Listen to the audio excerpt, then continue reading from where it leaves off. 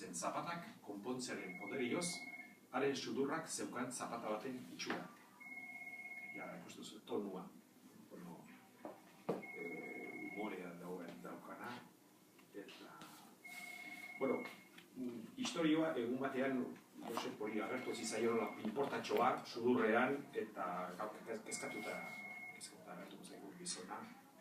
Eta joango da ospitalera, han medikuak esango dio angioma bat daukala, ez kezkatzeko, esango eta angioma, hau da broma, hazen bola, zaren dut honekin. Eta hori proposatu dute ebakuntza bat egitea, eta itxoeteko pixkat itxaron gela, eta txaron gela, pazientzia gutxi izaki personak eta hasiko da hor korridoretan barrena ibiltzen, eta hor topo ingo du aurrekin.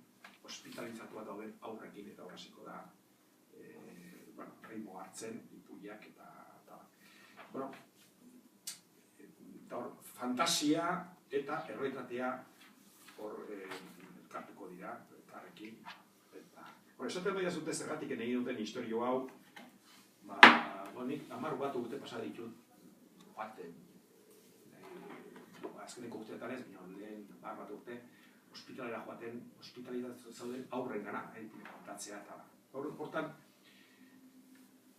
oinarrituta testu inguru hori nola ezagutu nuen, eta batez zibergelan dauten ziren aurrak eta hor kokatu dut personaia.